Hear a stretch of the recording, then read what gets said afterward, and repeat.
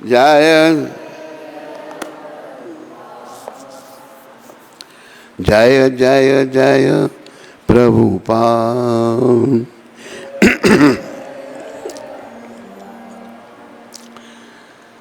जय जय श्री कृष्ण चैतन्य नित्यानंद।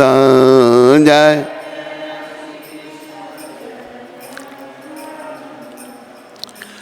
जय द्वैत चंद्र जय गौर भक्त वृंदा।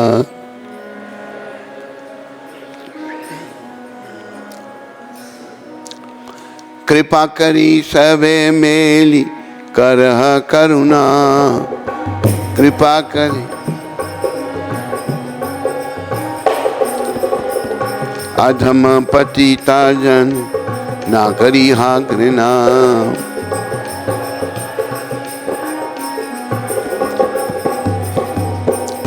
जय जगन्नाथ जय जगन्नाथ दीन बंधु जय जगन्नाथ।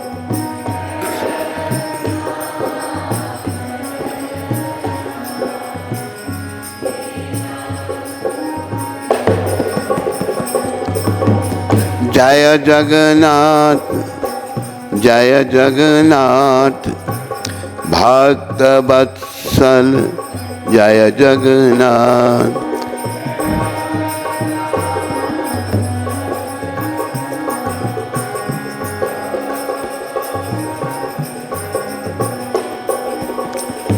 जय बलदेव जय बलदेव दया के सागर जय बलदेव।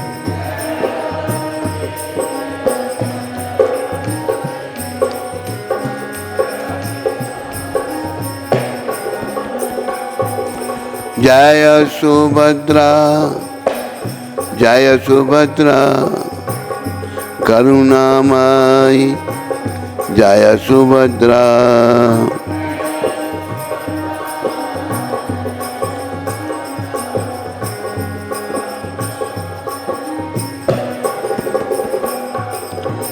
जय सुदर्शन जय सुदर्शन भक्तों के रक्षक जय सुदर्शन।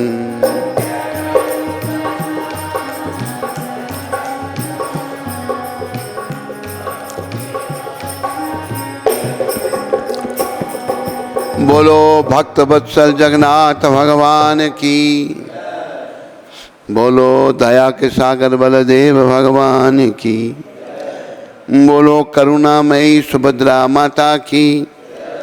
बोलो भक्तों के रक्षक सुदर्शन चक्र जी महाराज की। बोलो श्री कृष्ण चैतन्य महाप्रभु की। बोलो नित्यानंद प्रभु की। शीलाद्वैत चंद्र की। समस्त गौर भक्त वृंद की। इन सब के देने वाले पतित पावन शिला प्रभुपाद की जय। तो आज इन सब की कृपा से हम जगन्नाथ कथा में 35वें दिन में प्रवेश कर रहे हैं। आज का प्रसंग है, अभी जगन्नाथ जी के कल रघुदास जी की कथा थी। रघुदास कितने महान वैष्णव भक्त थे। और आज उनके एक भक्त हुए परमेष्ठी दर्जी। और जगन्नाथ आज की कथा परमेष्ठी दर्जी जी की है, जो कितने एक दर्जी होते हुए भी जगन्नाथ के कितने भक्त थे। सब ध्यानपूर्वक सुनो, जीवन में धारण करो। दिल्ली में परमेष्ठी नामक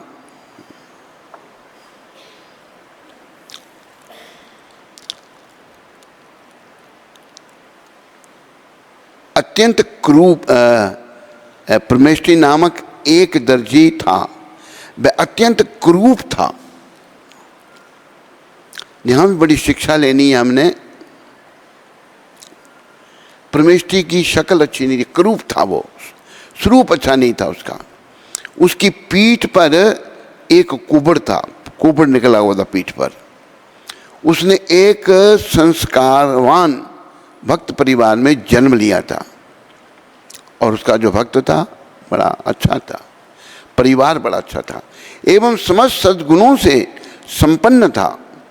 वह आत्म सम्मानी पुरुष था। वह तन मन धन से भगवान विष्णु की पूजा करते थे। उन्होंने समस्त इंद्रियों को अपने वश में कर लिया था।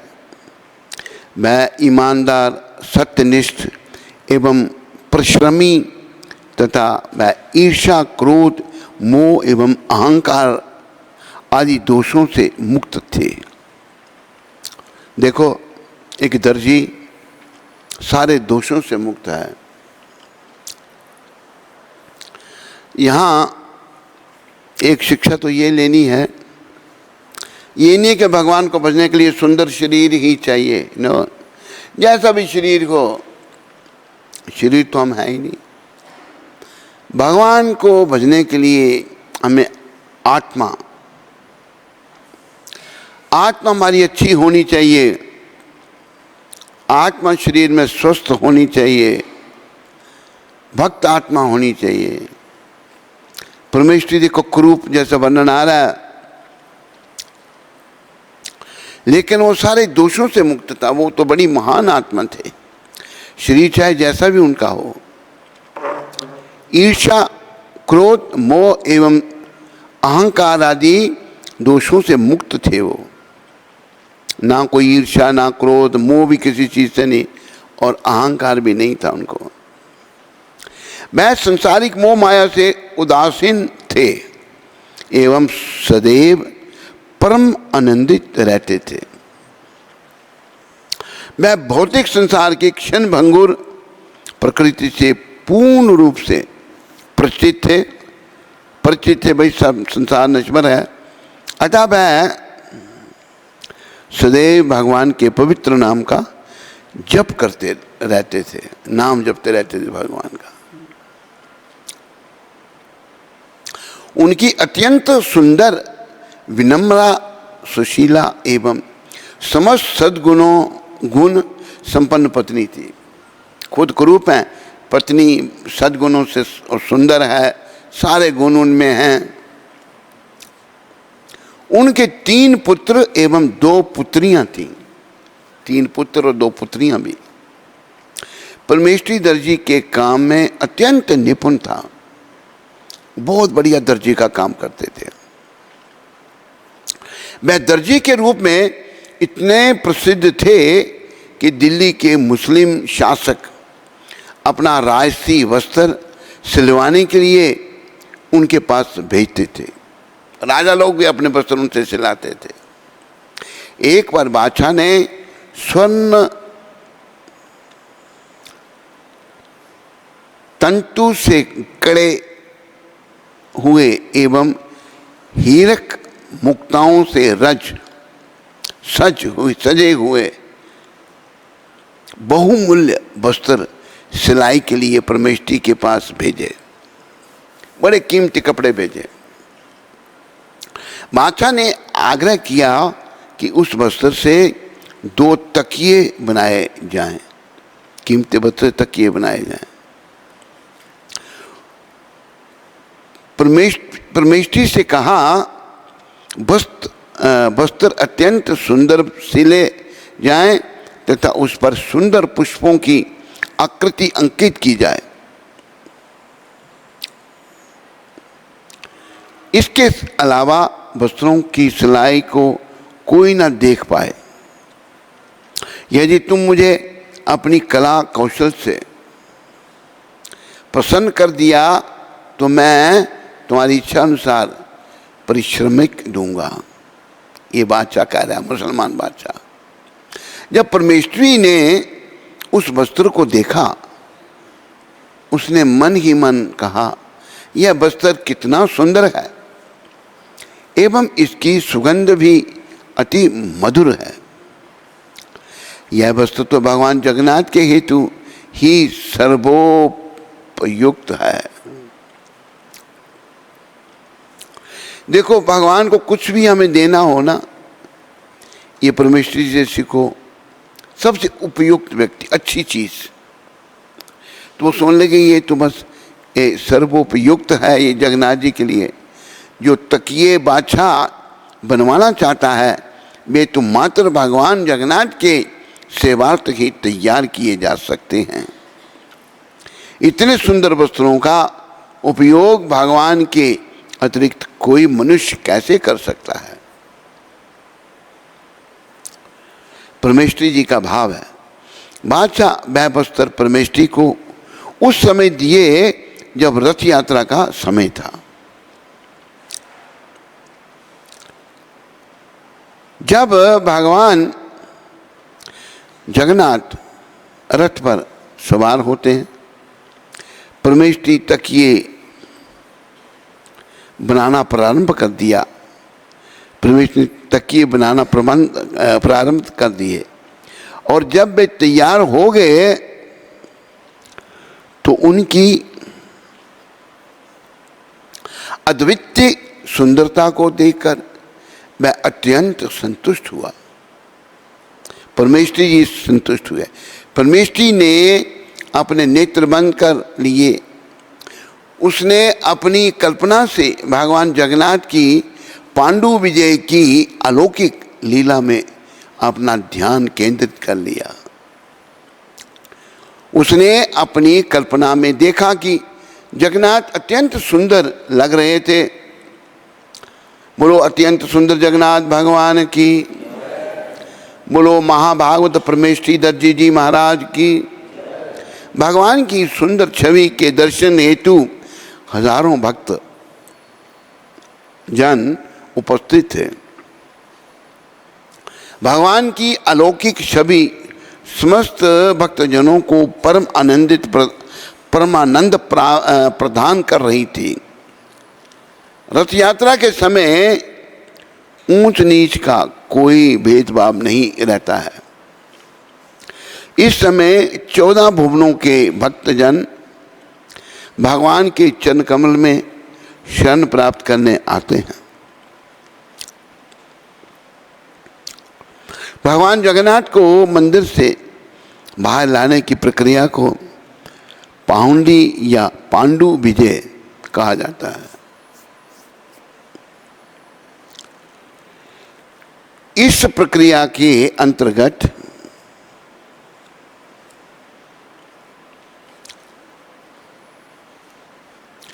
काफी भारी विग्रहों को बड़े बड़े बलिष्ठ दैत्यापति सेवक इन्हें उठाकर भूमि पर या रथ पर एकाएक रखने की बजाय इन्हें सर्वप्रथम एक मखमली तकिए पर रखा जाता है। दोबारा उठाकर इन्हें इसी आकार के दूसरे तकिए पर रखा जाता है। इस प्रकार इन 2 मखमली तकियों की सहायता से मंदिर तथा रथ की दूरी को तय करके रथ पर चढ़ाया गया।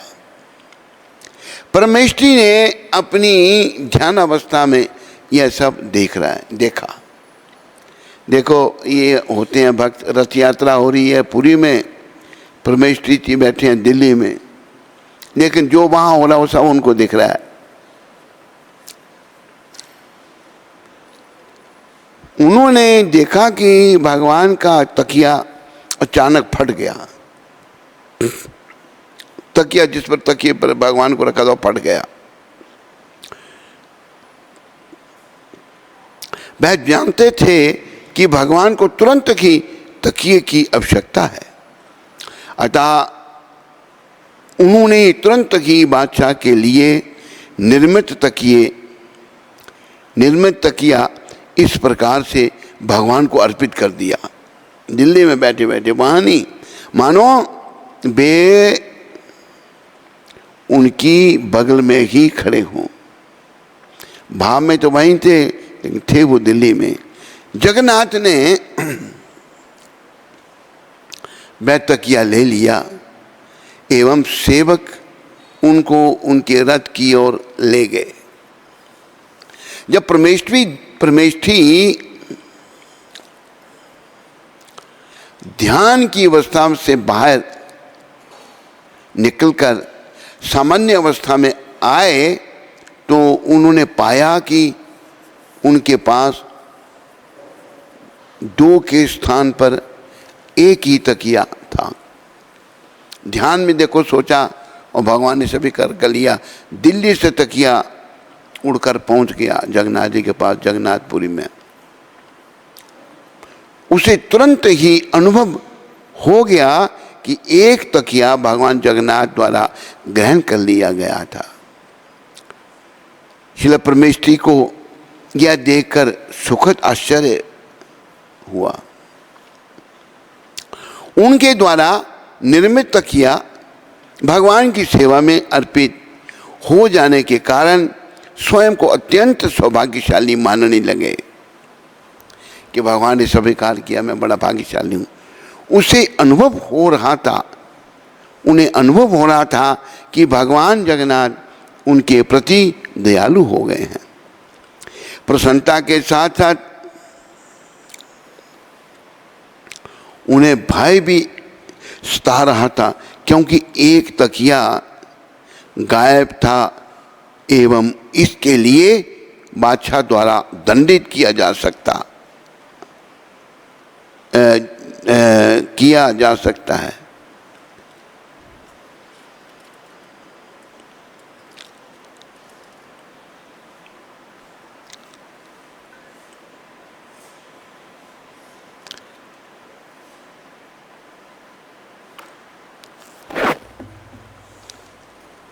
तब परमेष्ठी ने मन ही मन सोचा, यह व्यक्ति केवल भगवान जगन्नाथ की ही कृपा से ही बादशाह बन सका है। वह भगवान की शक्ति के द्वारा ही शक्तिशाली बना है, अतः मैं मेरा क्या बिगाड़ सकता है। जिस समय परमेष्ठी इन विचारों में डूबे हुए थे, तभी बादशाह का संदेशवाहक उसके पास आया। उसने परमेष्ठी से दोनों तकिए साथ लेकर तुरंत राजमहल चलने का आग्रह किया। परमेष्ठी तुरंत ही एक तकिया लेकर राजा के पास गया। उसने तकिया सौंपने से पूर्व बादशाह को कई बार झुककर अभिवादन किया।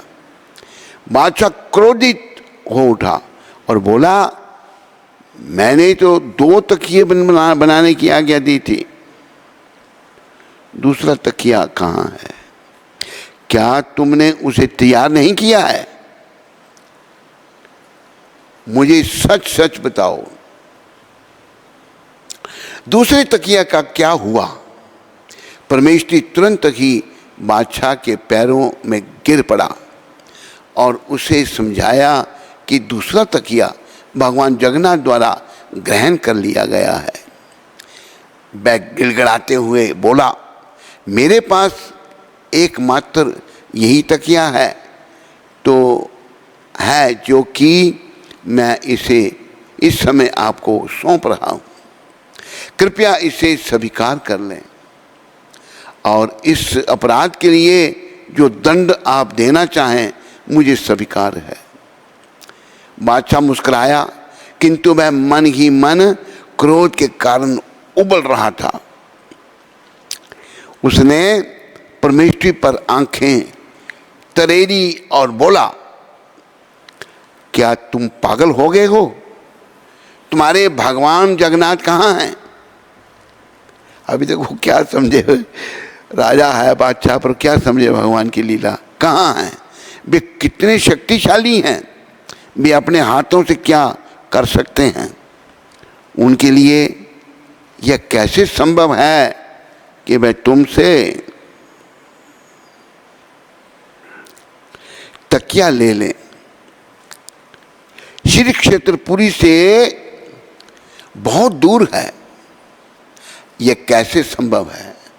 अभी राजा नहीं समझ पा रहा इस बात को, कैसे संभव है कि वे एक दिन मैं इतनी दूर से यहाँ आकर तुमसे तकिया ले जाएं। आप देखो भगवान की शक्ति का यहाँ वर्णन है। ये सारे प्रश्न सुनकर परमेश्वरी ने भगवान के पवित्र नामों का कीर्तन प्रारंभ कर दिया। उसने बादशाह से कहा, मैं मृत्यु से भयभीत नहीं हूँ। मैंने आपके समक्ष भगवान जगन्नाथ की शक्ति का वर्णन किया है। वे वहाँ पर अपने दारू ब्रह्म स्वरूप में विराजमान हैं, किंतु एक ही समय पर समस्त ब्रह्मांड में भी विद्यमान हैं। वे ही इस संपूर्ण जगत के एकमात्र संचालक हैं। वे नीलाद्रि नगर में निवास करते हैं, किंतु संपूर्ण ब्रह्मांड का संचालन कर रहे हैं। आप कहीं भी रहें, आपकी पुकार को वे तुरंत सुन सकते हैं, चाहे वे उस समय पुरी में ही विश्राम कर रहे हों। भगवान और उनके परम भक्तों के मध्य चाहे कितनी भी दूरी क्यों ना हो, वे उनके द्वारा अर्पित समस्त सामग्री तुरंत ग्रहण कर लेते हैं। वे अपने भक्त की श्रद्धा के अनुसार ही भेंट स्वीकार करते हैं। जब बादशाह ने परमेश्वरी का यह स्पष्टीकरण सुना तो वह क्रोध से आग बबूला हो गया।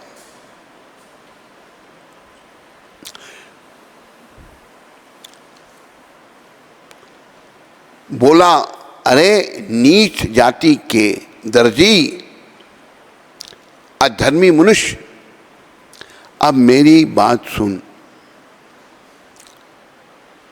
मेरी मनोदशा भक्ति में नहीं है और तू भक्ति भावना से डूबा हुआ है। मैं तुम्हें मृत्यु दंड देता हूं। तू अपने इष्ट देव का स्मरण कर सकता है। चलो देखें तेरा भगवान तेरी रक्षा कैसे करता है। बादशाह ने अपने सैनिकों को परमेश्वरी को बंदी बनाने का आदेश दे दिया। उसने आदेश दिया, इस कुबड़े को बंदी बनाकर कारागार में ले जाओ और जंजीरों में जकड़ दो। इसके पैरों में बेड़ियां डाल दो। इसे तनिक भी भोजन मत देना। तो कितना कष्ट दिया जा रहा है उसमें परमेश्वरी दत्त जी महाराज को। इसे भूख से तड़प तड़प कर मरने दो। अब देखें कि इसका भगवान इसकी रक्षा कैसे करता है। परमेश्वरी को बंदी बनाकर कारागृह में डाल दिया गया। मैं भगवान जगन्नाथ से प्रार्थना करने लगे, हे भावग्राही, कृपया मेरी रक्षा करो। हे कमल चरण, दया करके मेरी रक्षा करो। हे जगत कारण, भगवान जगत के कारण हैं। हे जगत कारण,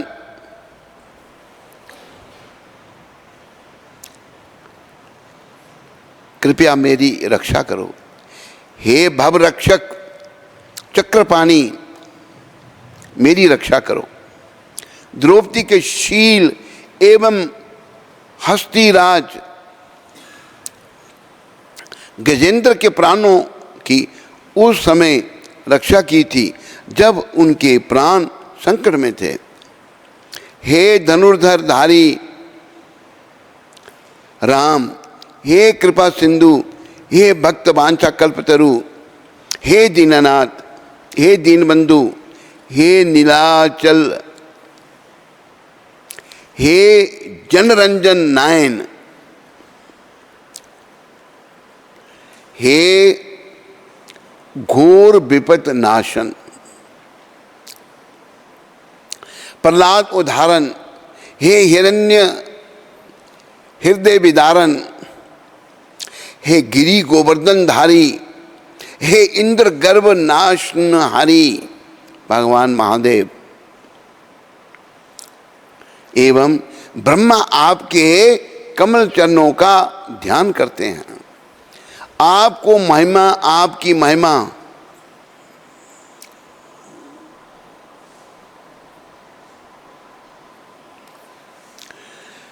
अपरंपार है। मेरे जैसा पापी मनुष्य आपकी महिमा को कैसे जान सकता है।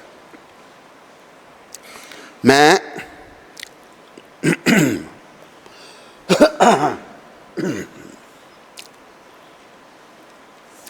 आपके दया भाव को कैसे समझ सकता हूँ।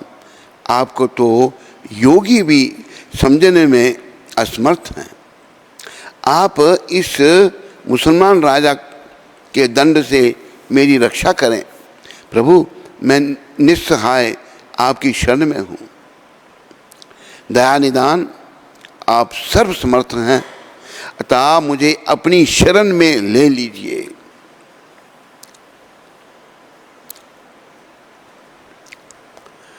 मोहे अपनी शरण में ले लो राम, ले लो श्याम, मोहे अपनी चरण में ले लो राम। बोलो, ले लो श्याम मोहे।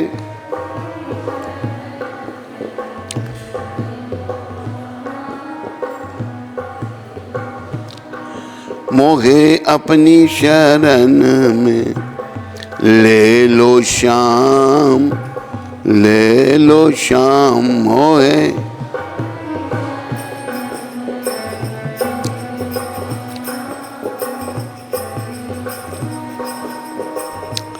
प्रार्थना कर रहे हैं परमेश्वर जी बड़े भाव से भगवान के चरणों में। प्रभु, मुझे अपनी शरण में ले लो, मैं आपकी शरणागत हूँ। इस प्रकार प्रार्थना करके परमेश्वरी हरि नाम का संकीर्तन करने लगे। ध्यान अवस्था में पहुँच जाने के कारण उनके नेत्र बंद हो गए। देखो, भक्तों का ध्यान लग जाता है। नेत्र उनके बंद हो गए। वह भगवान के चतुर्भुज स्वरूप का ध्यान करते करते सो गए। परमात्मा भगवान जगन्नाथ परमेश्वरी की दशा को भली प्रकार जानते थे। जगन्नाथ जी को पतितों के तारनहार के रूप में जाना जाता है। पतितों के तारनहार जगन्नाथ भगवान की। वे अपने भक्तों के कष्टों को नहीं देख सकते। ये भगवान की बड़ी कृपा है। तुरंत ही दिल्ली पहुंचकर वे उस कारागार में गए। भगवान आगे, बोलो भक्त और भगवान की आगे। और कारागार में जहां उनको जेल में बंद किया गया था, कारागार में जहां उनका परम भक्त परमेश्वरी बंद था, उन्होंने अपनी दयामयी दृष्टि अपने भक्त परमेश्वरी पर डाली। दृष्टि डाली जब भगवान ने, ज्यों ही भगवान की दृष्टि परमेश्वरी पर पड़ी, वह बेड़ियों से मुक्त हो गए एवं उनके शरीर की जंजीरें खुल गईं। बोलो परमेश्वरी जी महाराज की। जगन्नाथ को अपने समक्ष खड़ा देख आदि मूल संसार की प्रत्येक वस्तु के सर्जन करता, अभय वरदाता के रूप में भक्तों को अभय का दान प्रदान वरदान देने वाले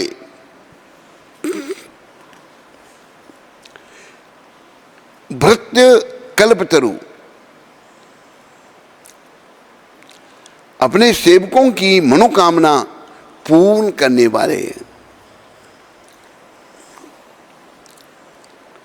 भगवान परमेश्वरी के सामने खड़े मुस्कुरा रहे थे।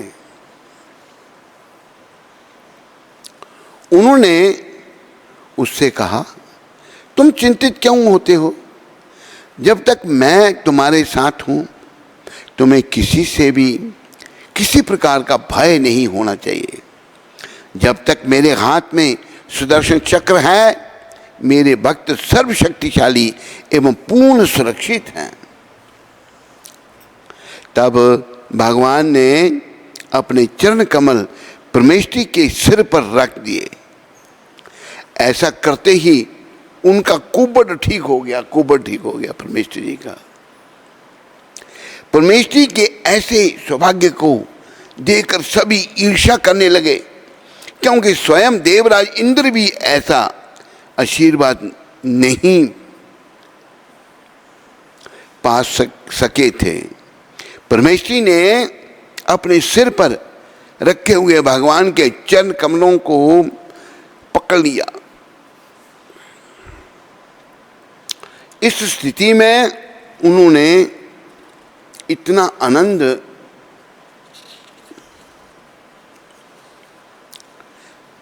उन्हें इतना आनंद मिला कि उनके मुंह से एक शब्द भी नहीं निकला।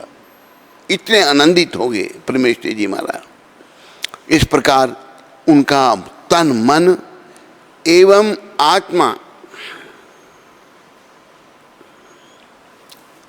शुद्ध हो गए।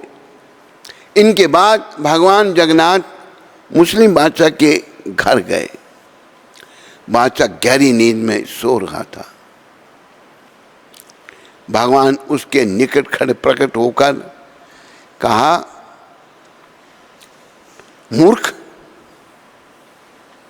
अज्ञानी राजा, मैंने तुझे यह पद प्रदान किया है, फिर भी तुम इससे असावधान हो।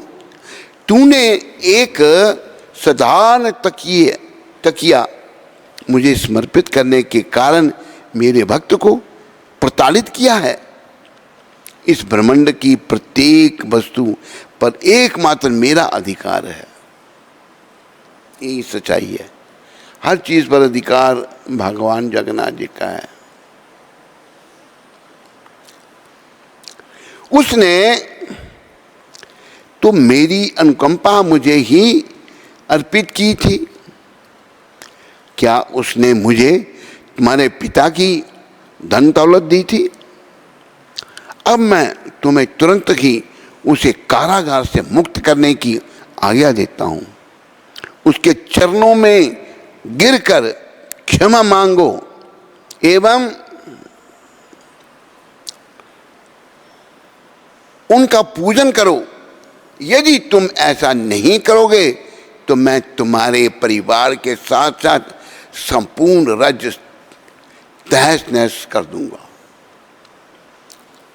जगन्नाथ जी कह रहे हैं, और तेरे शरीर के टुकड़े टुकड़े कर दूंगा।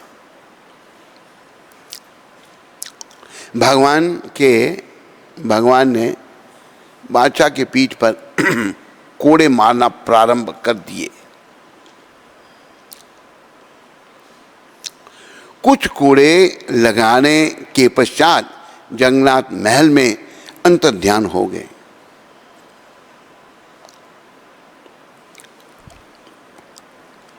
कोड़े मारे राजा को भगवान ने, अंतर्ध्यान हो गए।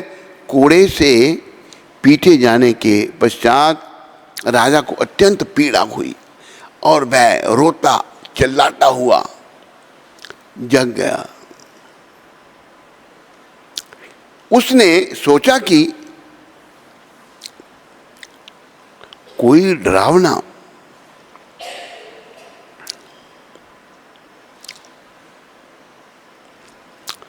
सोचा है कि उसने कोई डरावना सपना देखा था, किंतु जब उसने अपनी पीठ लाल लाल चिन्ह देखा, लाल लाल चिन्ह देखे तो वह तुरंत समझ गया कि वह कोई साधारण स्वप्न नहीं था।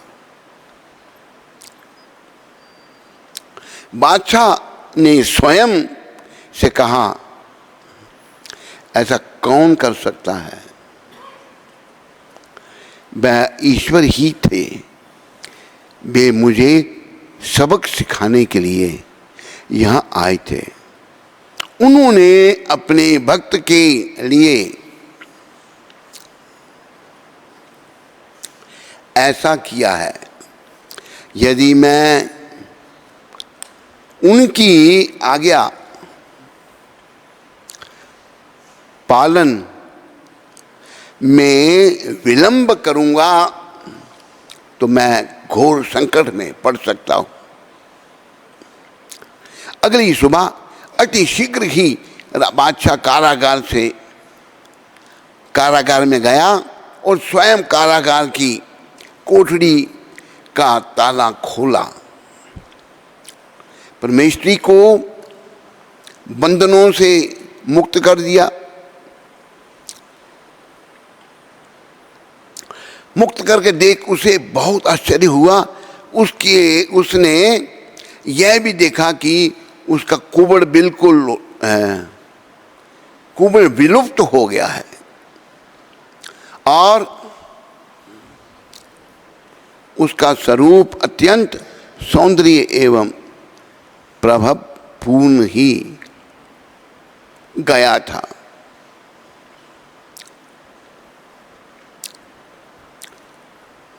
उसका स्वरूप अत्यंत सौंदर्य में एवं प्रभाव पूर्ण हो गया था। वह शांति पूर्वक बैठकर भगवान राम के नाम का गुणगान कर रहे थे। यह देखते ही बादशाह ने निर्भय होकर परमेश्वरी को उठाया और उसे अपनी गोद में बैठा लिया। उसने उसे पुष्पमाला पहनाई, चंदन लगाया तथा उसे अनेक आभूषणों से सजाया। उसने उसके सिर पर पगड़ी बांधी।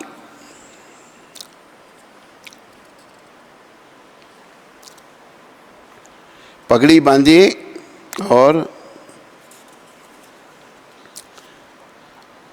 अत्यंत विनम्र होकर बादशाह ने कहा, आप अत्यंत सौभाग्यशाली हो। आपने इस स्थान को पवित्र कर दिया। मैं आज आपको अपना पारिवारिक गुरु मानूंगा। तब राजा अपने मुख्य हाथी को लाया और उस पर परमेश्वरी को बिठाकर विशाल जुलूस निकाला। जुलूस में बादशाह उसका यशगान कर रहे थे। बाद में बादशाह परमेश्वरी को वापस महल में लाए। परमेश्वरी बिना किसी आडंबर एवं अवरोध के भगवान जगन्नाथ जी का निरंतर पूजन करते रहे। अपने जीवन के अंत में वह परम धाम को चले गए। बोलो परमेश्वरी जी महाराज की जय। अभी देखो हमारे भगवान जगन्नाथ कैसे हैं, कैसी दिव्य लीला ये परमेश्वरी दत्त जी की है। सब भगवान के भक्त बनो और जीवन को सफलता के पथ पर आगे बढ़ाओ। सबका धन्यवाद। हरे कृष्ण।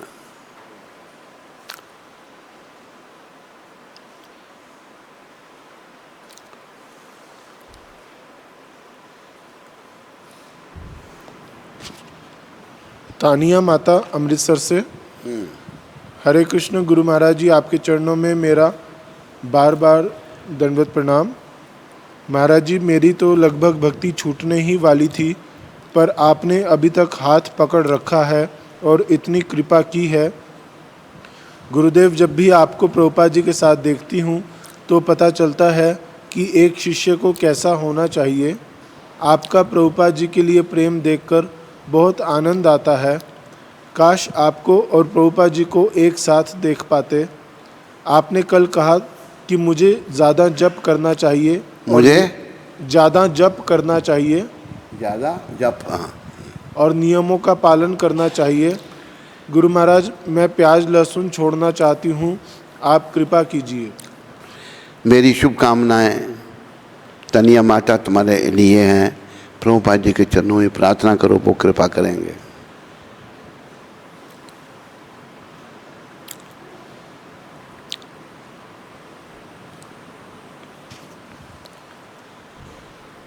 हिमानी माता दिल्ली से, हरे कृष्ण। हिमानी हिमानी हिमानी कोटि कोटि दंडवत प्रणाम महाराज जी। महाराज जी, हम आपका प्रवचन सुनते हैं, कृपया आप मुझे भक्ति दीजिए। हिमानी। मेरी शुभकामनाएं हिमानी माता आपसे, पर मैं आपसे ये कहूँगा प्रभुपाद जी के चरणों में प्रार्थना करो कि वो आपको भक्ति का दान दें। प्रभुपाद जी के बहुत उच्च कोटि के संत वैष्णव हैं, उनसे हृदय से प्रार्थना करो। मेरी शुभकामनाएं हिमानी माता आपके साथ हैं। रोशनी माता अमृतसर से, हरे कृष्ण गुरुदेव। कौन सी माता? रोशनी। रोशनी। कोटि कोटि दंडवत प्रणाम।